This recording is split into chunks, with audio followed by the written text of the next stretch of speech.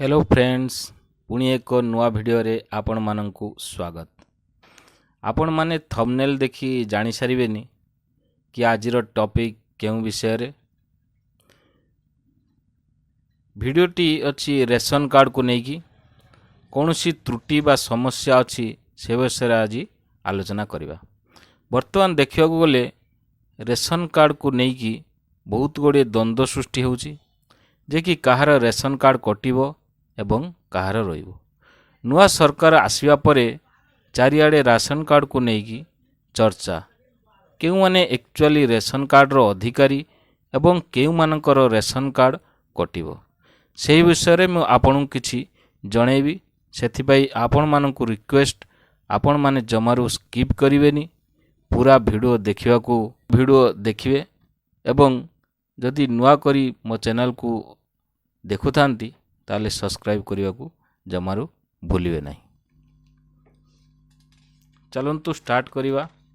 लक्ष्य जे कि योजना रे थिबा त्रुटि संशोधन करिबा एवं सेमाने समस्ते जेपरी ए योजनार लाभ उठेबे से विषय रे आज आलोचना करिबा।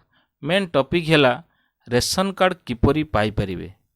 रेशन कार्ड रे ना ऐड करिछु एप्रूव हेई नाही से विषय रे आलोचना करिबा एवं कहार कटिबो रेशन कार्ड। राज्य सरकारंकर कहवा अनुसार जी कि तांकर नुआ नियम आसी आइछि से नियम अनुसार केउ मानकर कटिबो राशन कार्ड से विषय रे आमे आज आलोचना करिबा। प्रथमतः जेउ मानकर चारि चकिया जान थिबो सेमानंकु रेशन कार्ड मिलिबो नाही एवं जदि बा थाए रेशन कार्ड सेमानंकर कटि जिवो। द्वितीय रे सरकारी चाकरियांकर कटिबो रेशन कार्ड बा केही जदि सरकारी अनुदान पाउथांती सेमानंकर भी रेशन कार्ड कटि जिवो। तापर तृतीय रे आसिला जदि गवर्नमेंट अंडरटेकिंग रे केही काम करूछंती सेमानंकु मिलिबोनी रेशन कार्ड। तापर चतुर्थ रे रहिछि जदि ग्रामांचल रे केही 10,000 रु अधिक रोजगार करूछंती सेमानंकु मिलिबोनी रेशन कार्ड। तापर पंचम रे आसिला जदि केही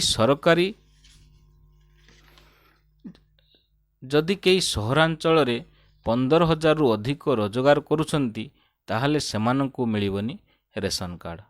और मेन कथा हैला एठी जे कि इलेक्ट्रिक बिल जे मानकर 300 यूनिट रु अधिक आसुथिबो सेमानंकु रेशन कार्ड रु बाद करी दिया जिवो। एई भली भाबरे जदि रेशन कार्ड को नेई एई भली तर्जमा चाले ताहले केही भी पाई परिबे नाही। कारण गाँ गली रे देखिबा को गले दिन को मजूरी 400 रु 500 हेलानी ताहले मासको 12,000 रु 15,000 टंका हेलानी ताहले तो केही भी रेशन कार्ड पाई परिबे नाही।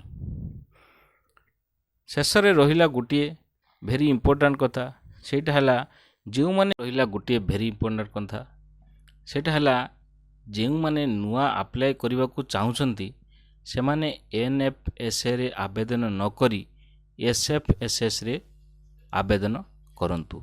एनएफएसए हैला नेशनल फूड सिक्योरिटी एक्ट आउ एसएफएसएस हैला state food security service. State food रे अप्लाई वर्तमान चालू अछि सेमाने अप्लाई करंतु। अप्लाई करिकी जो रसीद बाहरिबो सेही रसीद नेई आपनको निकट रे थिबा ब्लॉक रे एमआई को सहित कांटेक्ट करंतु। आपण जदि एई सबु क्राइटेरिया भितरे न थांती ताहले आपनको रेशन कार्ड ती निश्चय मिली जिवो। एवं जो मानकर रेशन कार्ड ऐड करिवार अछि जो मानकर ना संजोग करिवार अछि सेमाने सेई एसएफएसएस रे ऐड करंतु। ऐड करी आपण जाई ब्लॉक रे एमआई को सहित कांटेक्ट करंतु।